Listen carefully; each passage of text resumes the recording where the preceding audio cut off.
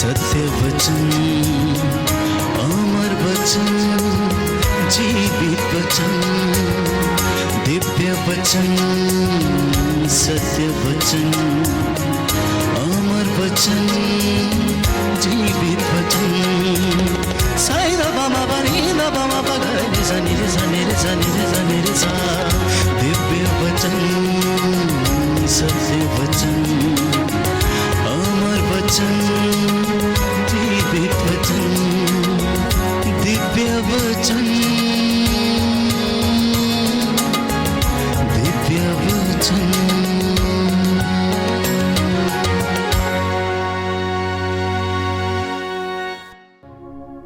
प्रियजनों, बाइबल हमें बताती है कि ईश्वर की दया हमें प्रायश्चित की ओर लेकर जाना चाहती है। इंसान की मुक्ति के लिए प्रायश्चित और स्वीकृति, ये दो बातें अनिवार्य हैं। जब हम प्रायश्चित करते हैं और स्वीकृति देते हैं कि मैं कमजोर हूं, मुझसे ये गलती हो गई है, तो हम विनम्रता को अपने जीवन में धारण करते हैं। और स्वर्ग राज्य में प्रवेश पाने के लिए विनम्रता के अलावा दूसरा कोई उपाय नहीं है। मत्ती के सुसमाचार में हम पढ़ते हैं, धन्य है वे लोग जो विनम्र हैं, वो प्रतिज्ञात देश प्राप्त करेंगे, वो ईश्वर के दर्शन करेंगे। धन्य है वे लोग जो मन के निर्मल हैं, हृदय के निर्मल हैं, वे लोग ईश्वर को देखेंगे। धन्य है वे लोग जो मेल मिलाप कराते हैं। प्यारे भाइयों और बहनों, वो लोग परमेश्वर की हजूरी में रहेंगे। एक और विशेष बात जिसके विषय में बाइबल हमसे बार बार कहती है कि पवित्रता के अभाव में कोई ईश्वर के दर्शन नहीं कर सकता।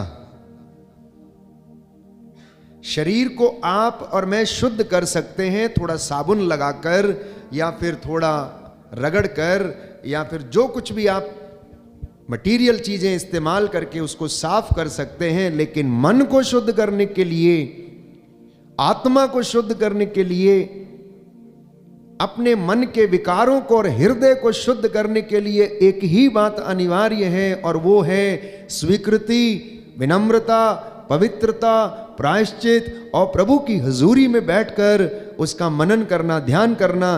क्योंकि बाइबल प्रकाशना ग्रंथ में हमें याद दिलाती है कि कोई भी अपवित्र वस्तु स्वर्ग राज्य में प्रवेश नहीं कर पाएगी। Hallelujah, hallelujah, hallelujah, hallelujah. हे प्रभु यीशु, हे प्रभु यीशु, आज मुझे सच्चे हृदय से प्रायश्चित करने का वरदान दीजिए। Hallelujah, hallelujah, hallelujah, hallelujah. तो क्यों कलीसिया बार बार आप लोगों को प्रायश्चित करने के लिए आमंत्रित करती है? इसके विषय में एक वचन पढ़ेंगे, लूकस का सुसमाचार अध्याय 24 पद संख्या 45। लूकस का सुसमाचार अध्याय 24 पद संख्या 45 और उससे आगे। कई लोग सोचते हैं कि क्यों कलीसिया बार बार ये कहती है प्रायश्चित करो, प्रायश्चित करो।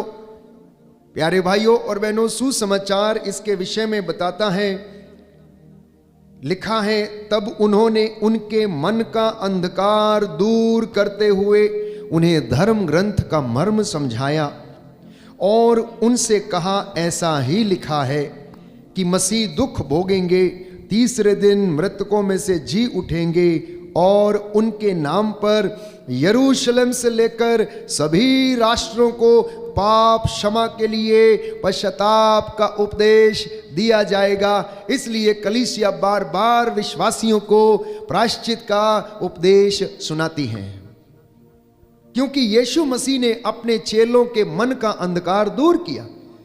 वो लोग शंका में थे, वो लोग डाउटफुल परिस्थिति में थे कि यीशु को अभी क्या होने वाला है। यीशु अपने विषय में ये कैसी बातें करते हैं कि मैं जा रहा हूं, थोड़े दिन के बाद तुम मुझे देखोगे, थोड़े दिन के बाद नहीं देखोगे। इस तरीके की बातें उनके मन में थीं और बहुत सारा अविश्वास उनके जीवन में प्यारे भाइयों और बहनों था, इसलिए बाइबल हमें बताती है कि यीशु ने अपने चेलों के मन का जो अंधकार था, जो डाउट था, उसको दूर किया और उनसे कहा कि ईसा मसीह दुख भोगेंगे, तीसरे दिन जी उठेंगे और उनके नाम पर यरूशलेम से लेकर सभी राष्ट्रों को पाप क्षमा के लिए पश्चाताप का संदेश और उपदेश दिया जाएगा। इसलिए आज आप लोगों को यही संदेश सुनाया जा रहा है। यशायाह नबी का ग्रंथ अध्याय 30 पद संख्या 15 की प्रायश्चित और स्वीकृति में तेरा कल्याण है। मैंने आपसे कहा कि हम अपने शरीर को साफ कर सकते हैं अनेक भौतिक चीजों को इस्तेमाल करके, पानी का इस्तेमाल करके, साबुन का इस्तेमाल करके, लेकिन आत्मा को यदि शुद्ध करना है, हृदय को यदि शुद्ध करना है, विचारों को यदि शुद्ध करना है, तो प्यारे भाइयों और बहनों हमें इन वचनों को सुनना होगा, प्रभु की हुजूरी में बैठना होगा, प्रभु की हुजूरी में आकर प्रायश्चित करना होगा। क्या कभी हमने सोचा है कि हम मन का, हमारे जो अंधकार है उसे कैसे दूर करें? हम अपने मन के अंधकार को कैसे दूर करें? हम अपने मन को कैसे तैयार करें? बहुत सारे लोग इस वक्त सोच रहे होंगे कि मुझे घर में बहुत सारे काम हैं, मेरा पश्चाताप हो गया, चलो उठ के चलता हूं, मैंने तो कर लिया पाप स्वीकार। प्यारे भाइयों और बहनों, मैं आपको बता देना चाहता हूं कि जब आप वचन सुनते हैं तो ठीक आग में तपाए गए सोने के समान आप सिर्फ गर्म होते हैं, सिर्फ गर्म होते हैं। लेकिन जब तक उस गर्म लोहे के ऊपर ठोकर ना पड़े, वो नुकीला नहीं होता है, वो नुकीला नहीं होता है। अगर आप थोड़े समय के लिए वचन सुनने के लिए, आराधना करने के लिए आ गए और आपने अपने आप पर ईश्वर को अधिकार नहीं दिया, तो आपको नुकीला नहीं बनाया जा सकता। आप वहीं पर गर्म और ठंडे होते रहोगे और एक परिस्थिति ऐसी आएगी कि आपके अंदर से वो क्षमता समाप्त हो जाएगी और उस पर वार नहीं किया जा सकता, नुकीला नहीं बनाया जा सकता, उसको धारदार नहीं बनाया जा सकता। इसलिए परमेश्वर की उपस्थिति में रहकर वचन को सुनना, परमेश्वर की हुजूरी में बैठना, उसके द्वारा उस गर्मी को हासिल करना ये जरूरी है। और वचन के द्वारा आप नुकीले बनाए जाएंगे, वचन के द्वारा आप पवित्र बनाए जाएंगे, वचन के द्वारा आपके रास्ते सीधे होंगे। बाइबल हमें बताती है यूहन्ना बपतिस्ता यीशु मसीह के पहले अग्रदूत बन के आया, अग्रदूत बनकर आया और उसने कहा कि निर्जन प्रदेश में पुकारने वाले की आवाज, प्रभु का मार्ग सीधा करो, घाटियां भर दी जाएं, टेढ़े मेढ़े रास्ते समतल कर दिए जाएं। आप अपने आसपास में देखिए कि किस तरह से लोग टेढ़े मेढ़े रास्तों पे चलते हैं। एक कहावत है, घी अगर सीधी उंगली से ना निकले तो टेढ़ी कर लेना, घी अगर सीधी उंगली से ना निकले तो टेढ़ी करके निकालना। आज दुनिया यही काम करती है। इसलिए बाइबल कहती है कोई भी व्यक्ति कचहरी में अपना मुकदमा न्याय के साथ नहीं लड़ता, अन्याय के साथ लड़ता है। झूठ को सच साबित करता है और सच को झूठ साबित करता है। अपने आप से पूछिए कि आपके कोर्ट कचहरियों के मुकदमों में कितने लोगों ने झूठ को सच और सच को झूठ बनाने का काम किया है। इंसान के रास्ते टेढ़े मेढ़े हैं, वो रास्ता अख्तियार करना चाहता है। इंसान की फितरत यह है कि उसे शॉर्टकट से होकर जाने की आदत है, वो लंबा रास्ता लेना नहीं चाहता, क्योंकि लंबे रास्ते में त्याग है। लंबे रास्ते में प्यारे भाइयों और बहनों बहुत सारे दुख और कष्ट हैं। छोटे रास्ते में हो सकता है बहुत जल्दी आपको मुकाम मिल जाए, लेकिन उसमें मेहनत नहीं है, उसमें त्याग नहीं है, उसमें तपस्या नहीं है, उसमें परिपक्वता नहीं होती है। एक व्यक्ति जो मैदान में दौड़ता है मैराथन के लिए, वो अपने आप को लगभग 1 साल तैयार करता है, वो लगभग अपने आप को 1 साल तक तैयार करता और उसके बाद प्रतिस्पर्धा में उतरता है। एक विश्वासी को, एक आध्यात्मिक व्यक्ति को भी इसी प्रकार से अपने आप को तैयार करके अंतिम दिन प्रभु के सामने खड़े होने के लिए तैयार करने की आवश्यकता है। इसलिए आज का ये दिन प्रभु ने हमें दिया है कि हम अपने गुनाहों के लिए तौबा करें और माफी मांगे। मैं आपको याद दिला देना चाहता हूं कि बाइबल हमें बताती है मनुष्य के पाप का असर मनुष्य पर पड़ता है। मनुष्य के पाप का असर मनुष्य पर पड़ता है और विपत्ति पीछा करती है और कृपा को छीन लेती है। जब इंसान टेढ़े मेढ़े रास्ते अपनाता है तो वो कृपा से वंचित हो जाता है। जब वो प्रभु का आदर नहीं करता, वो परमेश्वर के वचन पर वाद विवाद करता, ऊट पटांग तर्क देता है, वो परमेश्वर की हजूरी से वंचित हो जाता है। परमेश्वर का वचन तर्क का विषय नहीं है, परमेश्वर का वचन वाद विवाद का विषय नहीं है।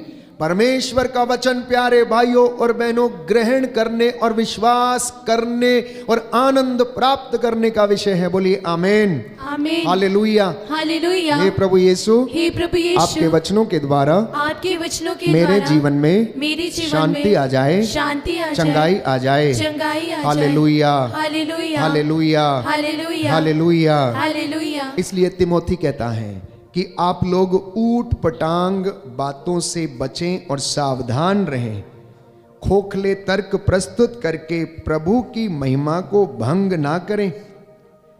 क्योंकि बाइबल हमें बताती है, यशायाह नबी का ग्रंथ प्रभु का वचन ये कहता है कि मेरी वाणी आग है, आग, भस्म कर देने वाली आग है। इसलिए प्रियजनों, प्रभु ये कहता है कि मेरी वाणी जो चाहती है कर डालती है। तो जब वचन आपको सुनाया जाता है तो उसको स्वीकार करना, अंगीकार करना और उस पर चलने की कोशिश करना, और प्रभु आपको आशीष प्रदान करता है। बोलिए amen, amen, hallelujah, hallelujah, hallelujah, hallelujah, hallelujah. Hallelujah. यीशु की स्तुति हो, यीशु की स्तुति हो, यीशु को धन्यवाद, यीशु को धन्यवाद, यीशु की आराधना हो, यीशु की आराधना यीशु हो, की महिमा हो, यीशु की महिमा हो, यीशु को धन्यवाद। यीशु को धन्यवाद। सुनिए ध्यान से बाइबल क्या कहती है। लौकिक और व्यर्थ बकवाद से आप लोग दूर रहें। तिमोथी का दूसरा पत्र अध्याय 2 पद संख्या 14 और उससे आगे। लोगों को इन बातों का स्मरण दिलाते रहो, लोगों को इन बातों का स्मरण दिलाते रहो और ईश्वर को साक्षी बनाकर उनसे अनुरोध करो कि निरे शब्दों के विषय में वाद विवाद ना करें। इससे कोई लाभ नहीं होता, बल्कि यह सुनने वालों के विनाश का कारण हो सकता है। अपने को ईश्वर के सामने सुग्राह्य और एक ऐसे कार्यकर्ता के रूप में प्रस्तुत करने का प्रयत्न करते रहो जिसे लज्जित होने का कोई कारण ना हो और जो निष्कपट रूप से सत्य का प्रचार करे। लौकिक और व्यर्थ बकवाद से दूर रहो। जो लोग उनमें लगे रहते हैं वे धर्म के मार्ग से और दूर भटकेंगे और उनकी बातों का प्रभाव नासूर की तरह फैल जाएगा। ऐसे लोगों में हिमैनुअस और फिलेतुस हैं, जो यह कहकर सच्चाई से दूर भटक गए हैं कि हमारा पुनरुत्थान हो चुका है। इस प्रकार वे कुछ लोगों के विषय में बाधा पहुंचाते हैं। आज विश्वासियों में भी कुछ लोग ऐसे हैं जो लोगों को बहकाने का काम करते हैं, वचन पर विश्वास नहीं करते और प्रभु के वचन पर तर्क वितर्क करते हैं। बाइबल कहती है, संत पौलुस तिमोथी को लिखता है कि लौकिक और व्यर्थ की बकवास से आप लोग दूर रहो। जो लोग ऐसे काम करते हैं वो धर्म के मार्ग से भटकते हैं और उनकी बातों का प्रभाव नासूर की तरह फैल जाता है। वो खुद अपना जीवन नष्ट करते, लेकिन दूसरों का जीवन भी वो लोग नष्ट करते हैं और प्रभु से उन लोगों को दूर करते हैं। ये पवित्र वचन प्यारे भाइयों और बहनों आज हमसे अनुरोध करता है। तो मैंने कहा, ईश्वर चर्चा का विषय नहीं है, ईश्वर की बातें वाद विवाद का विषय नहीं है। ईश्वर की बातें विश्वास करने के लिए हैं। उसने जो कहा यह पूरा हो जाए, क्योंकि बाइबल में हम बार बार पढ़ते हैं कि उसने जो कहा वैसा हो गया। उसने शब्द से धरती को बनाया, शब्द से उसने प्यारे भाइयों और बहनों आसमान को बनाया, समुद्र और हर चीज को उसने शब्द मात्र से बनाया। वो शब्द परमेश्वर के साथ था और उस शब्द ने शरीर धारण किया और हमारे बीच में निवास किया और हमारे जैसे उसने रहना स्वीकार किया। फरीसी और शास्त्री यही किया करते थे, सिद्धांतों की चर्चा, यीशु से आके सवाल जवाब। देखो योहन के शिष्य ऐसा करते हैं, तुम्हारे शिष्य ऐसा क्यों नहीं करते? विश्राम दिवस का पालन क्यों नहीं करते? आज कलीसियाओं में यही चर्चा है, एक कलीसिया ऐसा करती है और दूसरी ऐसा नहीं करती। तुम लोगों को पता नहीं है कि प्रभु कैसा है, सच्चा है। अरे भाई, कभी अपने मन का तीर्थ करके देखना कि आपका मन कैसा है। तीर्थ आप लोग बहुत करते हैं, कभी वेलंकड़ी माता जाते हैं, कभी सरदना की कृपाओं की माता के पास जाते हैं। प्यारे भाइयों और बहनों, यहाँ लोग तीर्थ करने नहीं, यहाँ लोग मेला देखने जाते हैं। असली तीर्थ करना है ना, अपने मन का तीर्थ करना। यहां से लेकर यहां तक की यात्रा करना कभी, और ये शॉर्टेस्ट दूरी है, ये शॉर्टेस्ट दूरी है यहां से लेकर हृदय तक की दूरी, जो इंसान कभी जिंदगी में करता नहीं है। और यहां से हजारों किलोमीटर की यात्रा करके मां मरियम को वेलंकणी में जाकर उपहार चढ़ाने जाएगा और अन्य जगह पर जहां जहां भी तीर्थ स्थान है वहां पर चढ़ावे लेकर जाएगा। अरे भाई, कभी अपने मन का तीर्थ करके देखना, प्रभु आपको समझाएगा कि तू कहां पर खड़ा है, तू ठंडा है या गर्म है या गुनगुना है, तेरा जीवन कैसा है। कभी अपनी यात्रा इस बाइबल के साथ करके देखना, ये आपको बताएगी कि आप कहां पर खड़े हैं, आपके जीवन में ईश्वर की आशीष कितनी है, ये आपको बताएगी। क्योंकि ये हमारे आध्यात्मिक जीवन का आईना है, ये हमारे चरित्र का आईना है। जब इसे हम पढ़ते हैं, जब इसे हम सुनते हैं प्यारे भाइयों और बहनों, ये हमें आशीषें दिलाता है, हमें बड़ा बनाता है। इसलिए आज हमें इन तमाम बातों से तौबा करने की आवश्यकता है, उन बातों को ग्रहण करने की आवश्यकता है जो हमारे लिए आध्यात्मिक उन्नति प्रदान करती हैं, आध्यात्मिक शांति हमारे जीवन में आती है। इसलिए प्यारे भाइयों और बहनों, आज का ये दिन महत्वपूर्ण है, तो ये जरूरी है कि हम अपने हृदय को सजाएं, ये जरूरी है अपनी आत्मा को सजाएं, ये जरूरी है हम अपने रिश्तों को फिर से बनाएं, ये जरूरी है हम अपने पड़ोसी को क्षमा करें, ये जरूरी है कि हम अपने मुद्दई से समझौता कर लें, ये जरूरी है कि हम पड़ोसी से कहें, भाई ओ बहन, मम्मी पापा, मुझे क्षमा कर दीजिए, मैं आपको क्षमा करता हूं। क्योंकि याद रखिए, बाइबल कहती है अहंकारी और घमंडी मनुष्य ईश्वर के दर्शन नहीं कर सकता। वो जितने मर्जी चढ़ावे चढ़ा ले, जितनी मर्जी रोजरियां कर ले, जितने मर्जी यत्न कर ले, अहंकारी और घमंडी मनुष्य ईश्वर के राज्य में प्रवेश नहीं कर सकता। क्योंकि वो दरिद्रों को ऊंचा उठाता है, विनम्र हृदयों को वो अपने राज्य में प्रवेश करने देता है। प्यारे भाइयों और बहनों, इसलिए ये वक्त अपने जीवन पर मनन चिंतन करने का है। इंसान अशांत है, आप में से बहुत सारे लोग अशांत होंगे, मैं देख रहा हूं, आपके चेहरों में मुझे दिखा रहे हैं कि जैसे जैसे आप वचन सुन रहे हैं, आपके जीवन की जो किताब है चलचित्र के भांति मूवी की तरह चल रही है। आप में से बहुत सारे लोग सोच रहे हैं, अब तो 60 बरस बीत चुके हैं, काश मैंने ये पाप स्वीकार पहले कर लिया होता तो मेरा जीवन बदल गया होता। मैंने बहुत कुछ खो दिया है, मैंने अपनी पत्नी खो दी, पति खो दिया, मैं उसको रास्ते पर नहीं ले पाई, मैं अपने बच्चे खो दिए, उनसे दूर हो गई। प्यारे भाइयों और बहनों, ऐसे विचार, अनेक प्रकार के विचार आते होंगे कि मेरे जीवन में इस तरीके का घृणित पाप था जिसे मैं सोचता रहा, चलता है, कुछ नहीं होता। प्यारे भाइयों और बहनों, गलत काम करने से बहुत कुछ होता है, गलत काम करने से बहुत कुछ होता है, क्योंकि गलत गलत है और सत्य सत्य है। सत्य हमेशा सत्य रहेगा, उसे कोई भी झूठ साबित नहीं कर सकता है, लेकिन गलत हमेशा गलत रहेगा और गलत ही साबित होगा। जब हम इन बातों को सुनते और समझते हैं तो उस कृपा को अनुभव करना। आज से पहले अज्ञानता के वश में बहुत सारे लोग प्रभु से दूर चले गए, उन्होंने देखा कि आज यहां से कृपा नहीं मिल रही तो कहीं दूसरी जगह पर ले लेते हैं, वहां पर चलते हैं, वहां हमारा हल हो जाएगा। प्रभु के ये लोग, इनसे कुछ नहीं होता है, इन्हें कुछ नहीं आता है, ये तो यूं ही बोलते हैं। प्यारे भाइयों और बहनों, ये इंसान की कमजोरी है। इंसान इंस्टेंट इफेक्ट चाहता है, लेकिन प्रभु का वचन हमें बताता है प्यारे भाइयों और बहनों कि परमेश्वर आपको समय आने पर परिपूर्ण सामर्थ्य तथा सुदृढ़ बनाएगा। जब आप पूरी तरीके से तैयार हो जाएंगे, जब आप पूरी तरह विश्वास में दृढ़ बन जाएंगे, तब आपको प्यारे भाइयों और बहनों वो आशीष प्रदान करेगा। तो इसलिए मैंने कहा कि दुनिया में बहुत सारे लोग अशांत हैं। हम लोग भी कभी कभी अशांति को महसूस करते हैं।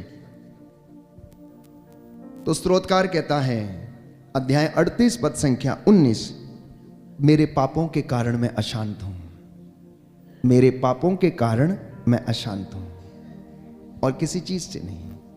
आप अपनी ही गलती के कारण, अपने ही अपराध बोध के कारण, अपने ही पाप के कारण, अपनी ही गैर जिम्मेदाराना हरकत के कारण आप अशांत हैं। किसी दूसरे की वजह से नहीं, अपने पड़ोसी की वजह से नहीं, अपनी बहन या भाई या बेटे या बेटी की वजह से नहीं। इंसान अपने किए का फल भुगतता है।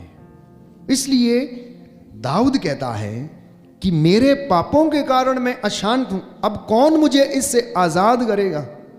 तो यशायाह नबी के ग्रंथ अध्याय 22 पद संख्या 22 में हम पढ़ते हैं कि प्रभु का वचन ये कहता, मैं दाऊद के घराने की कुंजियां उसके कंधों पर रख दूंगा, वो जिसके लिए खोल देगा उसे कोई बंद न करेगा, और जिसके लिए बंद कर देगा उसे वो खोल न सकेगा।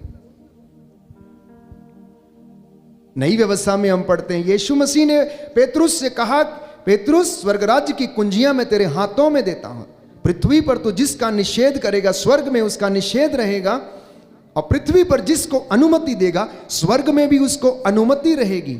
नूह के जमाने में लोग खाते रहे, पीते रहे, शादी ब्याह करते रहे, ऐशो आराम करते रहे, हर प्रकार की अश्लीलता में रहे।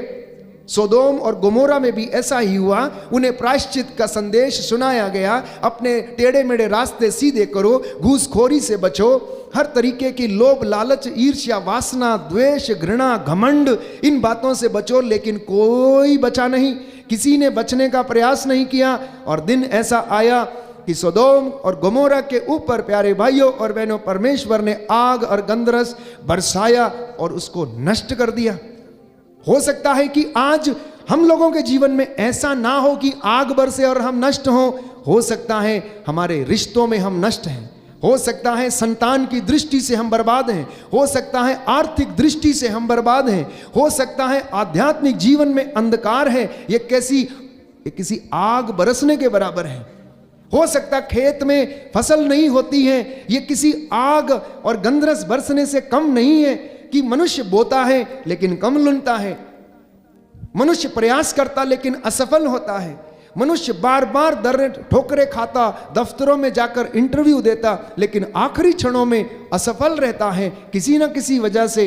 तो अगर आध्यात्मिक जीवन से जोड़कर इसे देखा जाए तो ये असफलता किसी न किसी तरीके से हमारे जीवन में हमको प्रभावित करती है। तो बाइबल कहती है, यिर्मयाह नबी का ग्रंथ अध्याय 5 पद संख्या 25, तुम्हारे पापों ने तुमको उन वरदानों से वंचित कर दिया जो परमेश्वर ने तुम्हारे लिए रखे थे, और किसी चीज ने नहीं। तुम्हारे पापों ने, गलतियों ने, कमजोरियों ने, ईर्ष्या ने, घमंड ने, द्वेष ने, गलत रिश्तों ने, व्यभिचार ने, अश्लीलता ने, गाली गलौज ने, तुम्हारी गंदी जुबान ने तुमको ईश्वर से दूर कर दिया, उन वरदानों से वंचित कर दिया जो वो देना चाहता था। इन बातों के लिए प्रायश्चित करना है, इन बातों के लिए प्रायश्चित करना है। जब संत योहन अग्रदूत बनकर यीशु के विषय में संदेश देने के लिए आया तो उसने प्रायश्चित का संदेश सुनाया। प्रायश्चित करो, स्वर्ग का राज्य निकट है। प्रायश्चित का अवसर ना देखने पर नगर अपने को नष्ट करेगा। हालेलुया। हालेलुया। यीशु की स्तुति हो, यीशु की स्तुति यीशु हो। को धन्यवाद, यीशु को धन्यवाद। यीशु की आराधना हो, यीशु की आराधना यीशु हो। की महिमा हो, यीशु की महिमा यीशु हो। को धन्यवाद। यीशु को धन्यवाद। हालेलुया। हालेलुया। हे प्रभु यीशु, हे प्रभु यीशु, मेरे मन को, मेरे मन मेरे को, हृदय को, मेरे हृदय मेरी को, आत्मा को मेरी आत्मा शुद्ध को कीजिए, शुद्ध कीजिए, पवित्र कीजिए। पवित्र कीजिए। Hallelujah, hallelujah. Hallelujah, hallelujah. Hallelujah. Hallelujah. तो प्रायश्चित क्या है, पश्चाताप क्या है, ये आज हमें समझने की आवश्यकता है। मैंने कई मर्तबा आपको समझाने का प्रयास किया कि प्रायश्चित एक निर्णय है। क्या है? प्रायश्चित एक निर्णय है। आज आप एक निर्णय लेंगे। क्या निर्णय लेंगे? मैं पिता से कहूंगा कि मैंने तेरे और स्वर्ग के विरुद्ध पाप किया है, मुझे अपने नौकरों में से एक रख लो। यह निर्णय है। जकेउस ने कहा, आज मैं अपने घर से हर प्रकार की गंदगी को दूर करूंगा, अन्याय से कमाई संपत्ति मैं आधा भाग बेचकर गरीबों में बांट दूंगा और जिनको मैंने लूटा है उनको 4 गुना वापस करूंगा। यह उसका निर्णय था। हम लोग पाप स्वीकार संस्कार को ग्रहण करते हैं, हम लोग वहां पर जाते हैं और कुछ बोल के हम चले आते हैं और पुरोहित एब्सोल्यूशन देता है, और उसके बाद क्या होता है? वहां से निकलते ही वो निर्णय जो लिया था वो फिर से टूट जाता है। परमेश्वर जानता है कि हम कमजोर हैं, परमेश्वर जानता है कि हम मिट्टी के बने हुए हैं, परमेश्वर जानता है प्यारे भाइयों और बहनों कि हमारे जीवन में कमजोरियां हैं। वो निरंतर तैयार रहता है हमें अच्छा करने के लिए, हमें पवित्र करने के लिए, हमें शुद्ध करने के लिए, लेकिन हमें अपने निर्णय में दृढ़ बने रहना है। जकेउस के विषय में पढ़ते हैं, सुंदर निर्णय लिया उसने, लेकिन निर्णय कब लिया जानते हैं? जब होश में आया। बहुत सारे लोग बेहोशी की हालत में निर्णय लेते हैं, इसलिए वो निर्णय टूट जाते हैं। जब तक वो होश में नहीं था वो निर्णय नहीं ले पाया, लेकिन जैसे ही प्यारे भाइयों और बहनों वो होश में आया, उसने निर्णय लिया। उसने कहा मैं उठूंगा, उसने कहा मैं जाऊंगा, उसने कहा मैं पिता से प्रार्थना करूंगा, उसने कहा मैं क्षमा की याचना करूंगा। पिताजी मैं थक चुका हूं, क्योंकि आपके यहां सैकड़ों लोग भरपेट भोजन करते हैं, लेकिन मैं भूख से मर रहा हूं, मैं तड़प रहा हूं, मैं जानवरों की फलियां खाने पर मजबूर हूं। अब मैं ये सहन नहीं कर सकता, अब मुझे आप अपनी शरण में रखिए और मुझे भी अपने नौकरों में से एक रख लीजिए। उसका ये निर्णय प्यारे भाइयों और बहनों, उसे हाथ में अंगूठी, पैरों में जूता, शरीर पे वस्त्र, मन में आनंद, शरीर में आनंद, मित्रों के साथ फिर से उसका मिलना, ये आशीषें उसके जीवन में आती हैं। तो प्रायश्चित हमें ईश्वर की कृपा की ओर ले जाता है। अगर पाप आपको ईश्वर से दूर करता है तो ईश्वर की आशीष पवित्र संस्कार के रूप में आपके जीवन में आती है। पाप यदि कृपा छीनता है तो प्रायश्चित आपको कृपा दिलाता है। मम्मी पापा बड़ी आसानी से कह देते हैं, मेरे बच्चे मेरी बात नहीं सुनते, मेरा बच्चा नशा करता है, मेरा बच्चा गलत रिश्तों में है। उसके लिए प्रायश्चित करना, उसके लिए प्रायश्चित करना प्यारे भाइयों और बहनों, उसे समर्पित करना। क्योंकि किसान जब बीज बोता है तो अपने खेत को वो अच्छी तरह तैयार करता है, उसे बहुत सारे फर्टिलाइजर्स और मैन्योर देता है।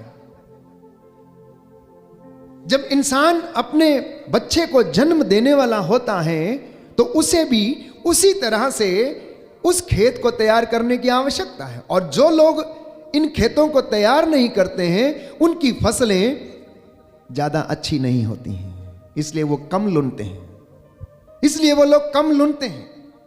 तो हमें अपने आध्यात्मिक जीवन को अच्छा करना होगा, हमें अपने आध्यात्मिक जीवन को और ज्यादा मजबूत और दृढ़ करना होगा। इसलिए इन बातों से आजाद होने के लिए आज प्रायश्चित की आवश्यकता है। Hallelujah, hallelujah. यीशु की स्तुति हो, यीशु की स्तुति यीशु हो, को धन्यवाद, यीशु को यीशु धन्यवाद, की आराधना हो, यीशु की आराधना यीशु हो, की महिमा हो, यीशु की महिमा हो, यीशु को धन्यवाद। यीशु को धन्यवाद। Hallelujah, hallelujah, hallelujah. हालेलुया। तो मैं क्यों इस बात को कहता हूं? क्योंकि स्तोत्रकार लिखता है अध्याय 51 पद संख्या 7 में कि मैं अपनी माता के गर्भ से पापी हूं और जन्म से अपराधी हूं। मैं अपनी मां के गर्भ से पापी हूं, जन्म से अपराधी हूं। दुनिया में आने के बाद मैंने पापी नहीं बना। मैं तो अपनी मां के गर्भ में जब गढ़ा जा रहा था, मैं उसी समय से पाप में जन्मा हूं, मैं उसी समय से अपराधी हूं। कितना सामर्थ्यवान वचन है। अगर कोई व्यक्ति इस वचन को समझेगा तो मैं समझता हूं कि उसकी आने वाली पीढ़ियों के जीवन में कभी पाप रूपी अंधकार शायद नहीं होगा। परमेश्वर उन्हें ब्लेस करेगा, क्योंकि बाइबल कहती है उत्पत्ति ग्रंथ अध्याय 8 पद संख्या 1 कि मनुष्य की प्रवृत्ति बुराई की ओर है। क्यों? क्योंकि वो पाप में जन्मा है, क्योंकि वो अपराध में जन्मा है। इसलिए उनके अंदर से जो भावनाएं आती हैं वो क्या है? बुरी प्रवृत्ति है।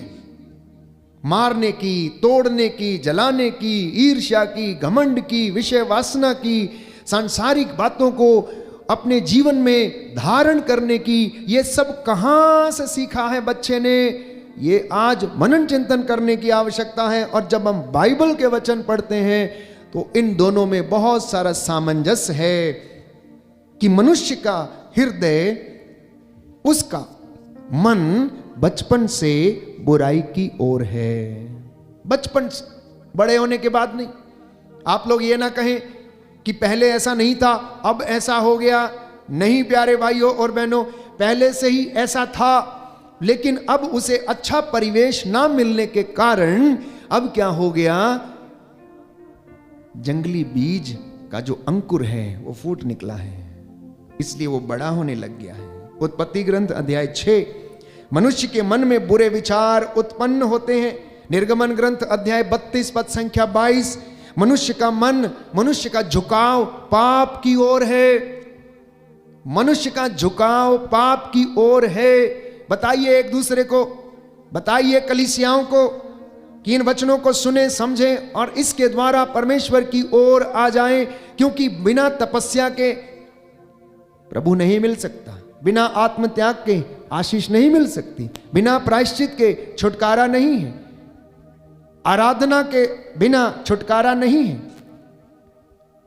आराधना में हम परमेश्वर की महिमा को प्रकट होते हुए देखते हैं। तो इसलिए परमेश्वर ये कहता है, एजेकियल नबी का ग्रंथ अध्याय 18 पद संख्या 23, क्या मैं दुष्ट की मृत्यु से प्रसन्न हूं? परमेश्वर कहता है, क्या मैं दुष्ट की मृत्यु से प्रसन्न हूं? पद संख्या 32 में कहता है, मैं किसी भी मनुष्य की मृत्यु से प्रसन्न नहीं होता। मैं किसी भी मनुष्य की मृत्यु से प्रसन्न नहीं होता हूं। परमेश्वर नहीं चाहता कि कोई पाप की अवस्था में मर जाए। परमेश्वर नहीं चाहता कि शैतान उसको बहकाए और उसकी आत्मा का सर्वनाश करे। परमेश्वर नहीं चाहता कि किसी पापी का सर्वनाश हो जाए। तो सच्चे पश्चाताप से प्यारे भाइयों और बहनों, हम परमेश्वर के अनुग्रह को फिर से हासिल कर सकते हैं। बोलिए amen, amen, hallelujah, hallelujah, hallelujah, hallelujah, hallelujah. Hallelujah. प्रभु कहता है, प्रभु कहता है, क्या मैं दुष्ट की मृत्यु से प्रसन्न होता हूं? क्या मैं दुष्ट की मृत्यु से प्रसन्न होता हूँ? मैं किसी भी मनुष्य को मैं किसी भी मनुष्य को मरते हुए मरते हुए नहीं देख सकता। नहीं देख सकता। हालेलुया। हालेलुया। मैं किसी भी मनुष्य की मृत्यु से मैं किसी भी मनुष्य की मृत्यु प्रसन्न से नहीं होता। प्रसन्न नहीं होता। Hallelujah, hallelujah, hallelujah, hallelujah, hallelujah. Hallelujah. प्रियजनों, बाइबल हमें बताती है कि परमेश्वर ने मृत्यु नहीं बनाई। मृत्यु कैसे संसार में आई? कैसे संसार में आई? बाइबल कहती है कि शैतान की ईर्ष्या के कारण मृत्यु इस संसार में आई। पाप का वेतन मृत्यु है। शैतान ने परमेश्वर से ईर्ष्या का युद्ध छेड़ दिया और पाप किया, और उसे पाप का वेतन क्या है? बाइबल कहती है मृत्यु है। किस प्रकार की मृत्यु? दो तरीके की मृत्यु है, एक शारीरिक मृत्यु और एक आत्मिक मृत्यु। शरीर जो इस दुनिया में आया है, ये जो मिट्टी से बना हुआ, इसे मिट्टी में मिलना है, लेकिन आत्मा जो परमेश्वर की ओर से आई है, यह परमेश्वर के पास इसे लौटना है। तो जब हमारी आत्मा मर जाती है, जब हमारा आंतरिक मन मर जाता है, यह हमारी दूसरी मृत्यु। कोई व्यक्ति अपना ज़मीर खो दे, कोई व्यक्ति अपना ईमान खो दे, कोई व्यक्ति अपने विचारों से भटक जाए, कोई व्यक्ति को किसी बात का कोई फर्क न पड़े, मारने काटने का या गंदा बोलने का। ऐसे बहुत सारे लोग हैं जो विध्वंस करते हैं, उजाड़ते हैं, नष्ट करते, किसी बात का फर्क नहीं पड़ता। ये प्यारे भाइयों और बहनों मरे हुओं के समान है, जिनमें कोई जीवन नहीं है।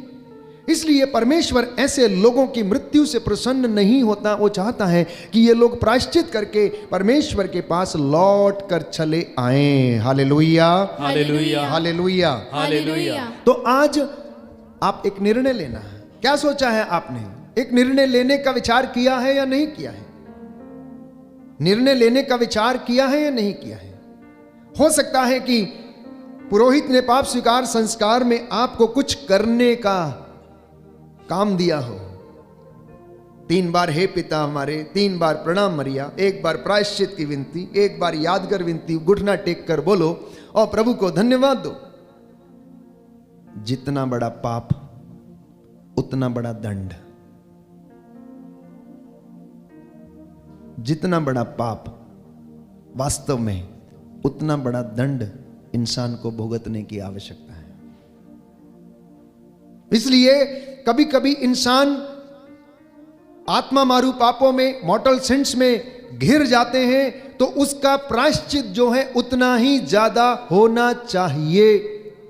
किसी की निशंस हत्या एक छोटे से दंड को भुगतने से नहीं होती। कोर्ट कचहरी में जब एक अपराधी को प्रस्तुत किया जाता है और उसे बोला जाता है कि तुमने झूठ बोला है, तुमने हत्या की है, तुमने ये किया, तुम्हें 10 साल की कैद होगी और 5 लाख रुपए जुर्माना होगा। हम परमेश्वर के पास आते हैं, परमेश्वर हमें क्षमा करता है, हमारे अंतर मन को शुद्ध करता है, लेकिन इसके साथ साथ हमारा कर्तव्य है कि हम अपने अपने दंड को भुगते हैं। वो हमारा प्रायश्चित है, हमारा असली प्रायश्चित वो है। यदि हम उस प्रायश्चित को अपनाने को तैयार नहीं हैं, तो मात्र हम प्रभु से कृपा को लेते हैं, लेकिन हम प्रायश्चित असली तौर पर दैनिक जीवन के कार्यों में नहीं कर पाते हैं। उदाहरण के लिए गरीबों की सेवा, बीमारों की देखभाल, अनाथों की देखभाल, उनके लिए चीजें मुहैया कराना, किसी गरीब को जो रोटी से वंचित हैं या पानी से वंचित हैं, एक ठंडा पानी का गिलास जो है उसे पिलाना, उन्हें ढूंढना। और बाइबल कहती है कि तुम अपनी रोटी भूखों के साथ बांटो, विश्राम के दिवस को पवित्र रखो, विश्राम दिवस पर तुम लोग काम पर मत जाओ, उस दिन प्रभु की आराधना करो, उस दिन प्रभु के वचन को मनन चिंतन करो। लेकिन तुम लोग ऐसा नहीं करते हो। तुम लोग उस दिन करारे मुक्के मारते हो, एक दूसरे से झगड़ा करते हो, तुम मेरे विश्राम दिवस का आदर नहीं करते हो। तुम उस दिन क्या है, पिकनिक पर जाते हो या अपने कामों को करते हो। 6 दिन तुम्हारे लिए है, उसमें काम करो, 7वां दिन प्रभु को समर्पित करो और प्रभु आपको आशीष प्रदान करेगा। इन बातों को जब हम सुनते हैं, अपने जीवन में धारण करते हैं, तो हम रोजमर्रा की जिंदगी में प्रायश्चित के रास्ते पर चलने लगते हैं प्यारे भाइयों और बहनों। इसलिए आज का जो निर्णय आपका होगा, ये आपको ईश्वर की ओर से कृपाएं दिलाएगा। ईश्वर की ओर से हर चीज जो आती है वो आपको प्रदान करेगा। क्या त्याग है? वो तो हमारी जरूरत है जिसे हम रोज करते हैं, जिसे परमेश्वर ने उत्पत्ति ग्रंथ में कहा कि आज से तू अपनी मेहनत की कमाई खाएगा, आज से तू जमीन को खोदेगा और वो तेरे लिए ऊंट कटारे उत्पन्न करेगी। तू मेहनत करेगा तब तुझे रोटी मिलेगी, नहीं तो तुझे रोटी नहीं मिलेगी। इसलिए संत पौलुस कहता है जो मेहनत नहीं करता उसे रोटी ना दी जाए, उसे भोजन ना दिया जाए। तो ये तो हमारे कर्तव्य है कि हमें करना है, लेकिन इससे अलग आध्यात्मिक जीवन में दृढ़ता प्राप्त करने के लिए हमें त्याग की आवश्यकता। यीशु ने कहा जो मेरे पीछे आना चाहता है आत्म त्याग करे, क्रूस उठाकर मेरे पीछे हो ले। और आज यीशु कहता है तुम लोग मेरा जन्म दिवस मनाते हो, तुम मुझे भेंट चढ़ाते हो, अरे तुम तो अपने पेट भरते हो, तुम तो अपना घर सजाते हो, तुम मेरा घर थोड़ी सजाते हो, तुम तो अपने घर की चरनी सजाते हो, मेरी चरनी थोड़ी सजाते हो। मेरी चरनी कहाँ है? मेरा घर कहाँ है? तुम मेरे लिए कौन सा घर बना के तुमने तैयार करके रखा है? और संत पौलुस जवाब देता है कुरिन्थियों के दूसरे पत्र अध्याय 6 में कि क्या तुम नहीं जानते कि तुम्हारा हृदय ईश्वर का मंदिर है, तुम्हारा हृदय पवित्र आत्मा का मंदिर है। और आज उसी मंदिर को तैयार करने के लिए आपसे पाप स्वीकार संस्कार को ग्रहण करने के लिए कलीसिया क्या कर रही है? आह्वान कर रही है, आपको आमंत्रित करती है, आपको बुलाती है। बहुत सारे मसीह लोग या तो वो क्रिसमस क्रिश्चियन हैं और या फिर गुड फ्राइडे क्रिश्चियंस हैं। बहुत सारे मसीह लोग या तो क्रिसमस क्रिश्चियंस हैं और या फिर गुड फ्राइडे क्रिश्चियंस हैं। बाकी के समय में लॉक लगाकर छोड़ दिया जाता है, आध्यात्मिकता से कोई मतलब नहीं, कोई समस्या नहीं। ये इंसान की फितरत है। और मैंने आपको वचन पढ़ के बताया कि मनुष्य की प्रवृत्ति बुराई की ओर है। उत्पत्ति ग्रंथ अध्याय 8 पद संख्या 1। मनुष्य के मन में बुरे विचार उत्पन्न होते हैं। उत्पत्ति ग्रंथ अध्याय 6। निर्गमन ग्रंथ अध्याय 32 पद संख्या 22। मनुष्य का झुकाव बचपन से पाप की ओर है। तो इसमें कोई दो राय नहीं या कोई बहुत बड़ी बात नहीं, बाइबल इस बात को स्पष्ट करती। तो आज जब हम निर्णय ले रहे हैं, मैंने कहा कि प्रायश्चित एक निर्णय है। Repentance is a decision, repentance is a decision. और जब कोई व्यक्ति निर्णय लेता है कि यह चीज यहां रहेगी, तब उसका असर हमारे जीवन में मिलता है। हम उस कृपा को अनुभव करते हैं अपने जीवन में, हम अनुभव करते हैं उन बातों को जो परमेश्वर हमसे कहना चाहता है। अफेसियों का पत्र अध्याय 5 पद संख्या 16 बाइबल कहती है कि ये दिन बुरे हैं, इसलिए आप लोग वर्तमान समय का पूरा पूरा लाभ उठाएं। इसलिए आप लोग वर्तमान समय का पूरा पूरा लाभ उठाएं। आज का दिन आप लोगों के लिए निर्धारित है प्रभु की ओर लौटने का, प्रभु की ओर अभिमुख होने का। और जो अवसर रहने पर प्रायश्चित नहीं करेगा वो नष्ट करेगा अपने आप को, अपने घर को, अपने समाज को, अपनी कलीसिया को। और इस परिस्थिति में कोई भी व्यक्ति हो, छोटा हो बड़ा हो, बाइबल हमें बुलाती है। इसलिए अपने हृदय रूपी मंदिर को प्रायश्चित के साथ ये तैयारी करने का समय है। बोलिए आमेन, हालेलुया। हालेलुया। हे प्रभु यीशु, हे प्रभु यीशु, मैं अपने जीवन को मैं अपने जीवन को आपके चरणों में आपके समर्पित चरणों में करता हूँ। समर्पित करता हूँ। आइए प्रभु यीशु, आइए प्रभु यीशु, मेरे जीवन में, मेरे जीवन मेरे में, परिवार में मेरे परिवार अधिकार में लीजिए। अधिकार लीजिए। Hallelujah, hallelujah, hallelujah, hallelujah, hallelujah. Hallelujah.